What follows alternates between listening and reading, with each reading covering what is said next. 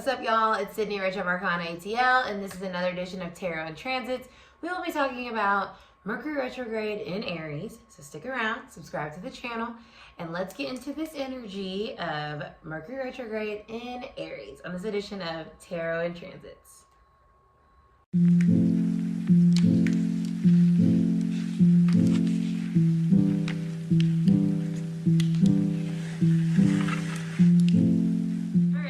So this video is not going to be that long because we already did the Mercury in Aries video. So I recommend watching that and combining these two together, okay? Because as we know, astrology is all connected. Energy is all connected.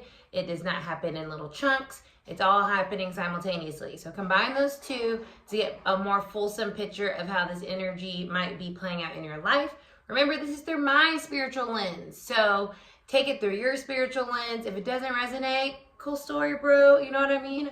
No love lost. It's not the collective message for you. So Mercury retrograde gets such a bad rep, right? So we're in this Mercury retrograde that started on the 15th. And it will be retrograde in Aries until the 29th. And then it'll move into Pisces. It'll still be retrograde, but it's going to move into Pisces. So I'll do a video on that as well because Pisces energy and Aries energy are completely different. As we know, we just left all this, well, we're still in Pisces season, but we left all those Pisces transits, right, before we moved into the Aries transits. So Aries, right, the self. It's also the initiator. It's a cardinal sign. So it's all about making things happen. So I personally feel with this Mercury retrograde, what it's doing is it's taking things back potentially from the past or things that we put on the back burner or that we stowed away over here, and we're bringing it back around so we can take action on it. That's what it feels like to me. It's not necessarily like I still think like be mindful about like moving and doing big things like signing contracts and buying cars and things like that because we're still in a Mercury retrograde. But this one feels a little different because all these energy shifts are happening and they're happening like on top of each other, right? Like that's crazy. We're already in a Venus retrograde. We're in a Mercury retrograde. Like we're about to switch signs into Aries season. All these things are happening. And so with this, it feels like we're getting ready for something with this retrograde. Less about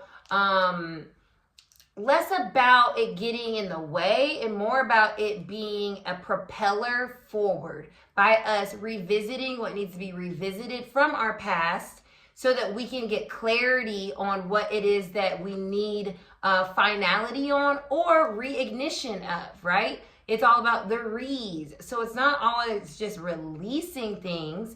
It's also like maybe we're restarting, reigniting, reintegrating, reimagining. So looking at it that way, what's coming up for you during this Mercury retrograde that is like past people, past scenarios, past themes, past emotions, and how can you reflect on those and say like, okay, this is where I am now around this subject, and I have learned this, I like this, I am now ready to take this with me, or now I'm ready to release this so I can move forward in my life or in this sector, right? So it doesn't feel very like a harsh Mercury retrograde, and I think it has a lot to do with the fiery energy, right? Fire energy helps us take action regardless if it's us transmuting something and turning it into something that works better for us, or we're releasing it and getting rid of it by like burning it up,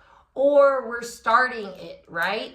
Like we're taking that spark, we're taking that initiative. So I like these fire retrogrades, I think, because they feel like they're more helpful, useful to us in like what are we doing with that energy versus what is it doing to us, if that makes sense. So I'm kind of digging the Aries retrograde so far. And even with the Mercury in Aries, although my natal Mercury is in Libra, it has given me a little bit of a whirlwind from some days where I just feel like too much information, too much movement, like I need a break.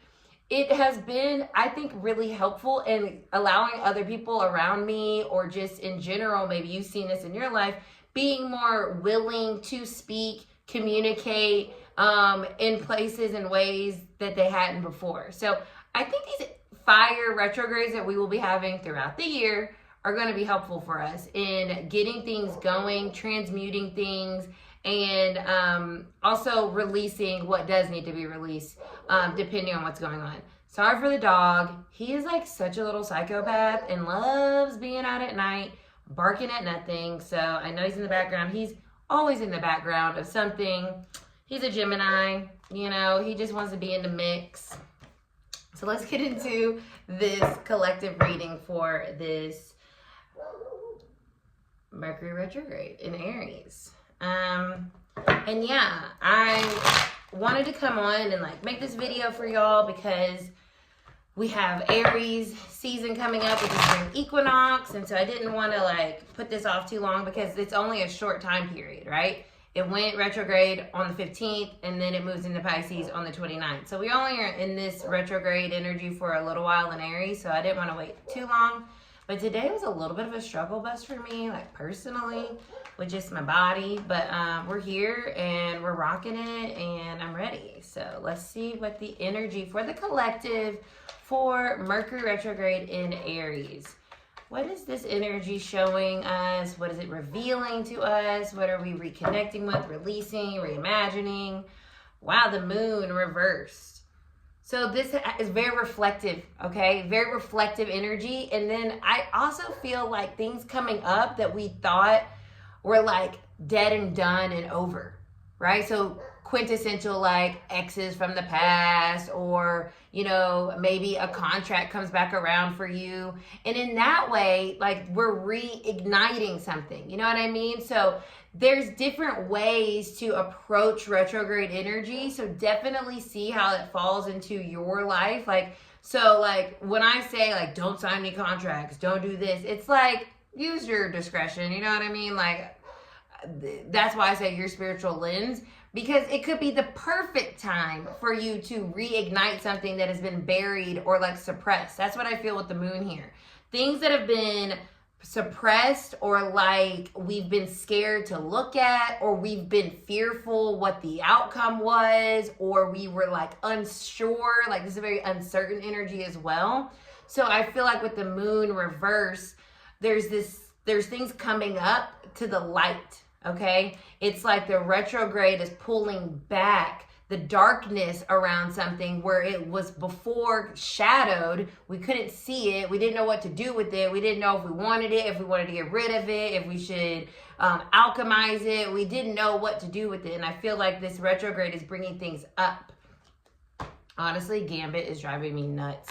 So 8 of Wands, I love this. This is literally communication. So I would not be surprised if you're getting communication from people from the past, coming out of the shadows, speaking up, having conversations, or results finally showing up for you. This also feels like to me things that have been like stuck, maybe even being released, right? That's another version of a release, right? We think about release and like getting rid of, but what about things that were like contained finally being out? Right? So I feel that energy here with the 8 of Wands. It's a very quick energy. It's perfect for Aries energy. It's Wands. So things are moving quickly. Things are finally, you see this person on the motorcycle, getting it. Things are coming in so we can finally be like, okay, that was the missing piece of the information that I needed. Amazing. Now I can feel more grounded in what I want to do, or the decisions I need to make, or how I'm thinking about something, or, you know, what... now it makes sense, right? I was missing a piece of information. So this Mercury retrograde in Aries, I feel like it's bringing things up that have been shadowed, and it's allowing us to make actual results. It's resulting in something, another resulting in something now that we can see it, and it's quick. And it also doesn't even have to be with other people, right? Mercury, our mind, is crown chakra type of energy, because crown chakra is like, I know. So you might be getting like epiphanies around this time. Like, oh my God, this all makes sense. I was so worried about this. I was so concerned that this was going to happen. And if this happened, what about this? And blah, blah, blah. But now it's more like, maybe this is all working out exactly like it needed to. And now you're getting this like clarity coming in quickly, right? The Eight of Wands is also a very like spiritual card. So that's why I was talking about the crown chakra. Your intuition might be getting ignited. It might be working quicker, right? With the fire energy. I love that. Five of Swords. Beautiful. So this talks about the conflict, right? The confusion around something, the conflict, whatever this thing was that has been in the shadow, it probably caused some conflict. You were probably wondering, what do I do with this thing? Do I stay? Do I fight? Do I let it go? Do I ignore it? Do I engage? Does it matter? Will it, like, you know, it's that type of energy. It's all kind of like, well, I could do this, I could do that. Is it worth it? Is it not? And so I think during this retrograde, you're going to start to see the results of, or the information you need coming in, so you can say like, okay, this is something that I want to engage in. Now I have that clarity. Or this is something that I no longer desire, or I have figured out what I needed to figure out, so now I can move forward. But fives are all about change. And Swords is our mind, our mental space. So there is some change coming with this retrograde. And I feel like it really has to do with things that we were scared of, scared wasn't going to happen, scared was happening. You know, that type of fear with the uncertainty, with the shadow aspect of the moon here. And I even see that with the devil reverse. So there's something that has been like low key, having a little bit of a like pull on us. And this retrograde, I feel like, is allowing us to finally get clarity around something that felt confusing, and it comes in fairly quickly and out of nowhere, right? And like I said, it could be a literal phone call, or it could be like an epiphany that just pops into your brain where you just see things more clearly. Queen of Cups. Yeah, this feels emotionally healing. You know, like when you are confused and that confusion causes depression, or it causes this just feeling icky, like really unsettled because you don't know how to feel around something, because you just don't know what it is, and it's like shadowed. And so you're like, oh my God, is it this? Is it that? And this Queen of Cups is like, you're now going to be able to feel like you can handle this situation, however this is resonating with you, in a way that feels comforting, in a way that feels healing, in a way that feels nurturing, in a way that feels like, okay, I feel safe now that I have this information. I feel safer in making a decision one way or the other with what has been revealed to me. Now I can start to focus back on like enjoying or healing however this resonates, right? And this makes a lot of sense, because then we'll be moving back into Pisces, which is the Queen of Cups energy. So I feel like this retrograde is setting us up with the information that we were missing.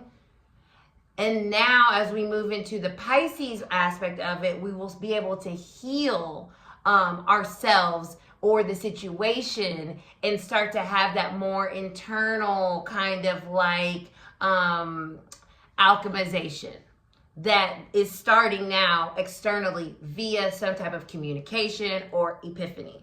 So I love this energy. Gambit drove me absolutely insane this entire time, but we made it through. Thank you guys so much for hanging out with me. Please like, share, comment, and subscribe. I love doing this. Let me know how this resonated with you, or if you've already encountered this. I've already encountered this energy, which I think is really cool. And I love to see this Queen of Cups. It feels very nurturing, and it feels very like supportive. And like I said, not so scary retrograde, right? This is a very helpful retrograde, I feel. And we'll see where it's going to take us once we get into the Pisces energy. So see you guys later. Bye.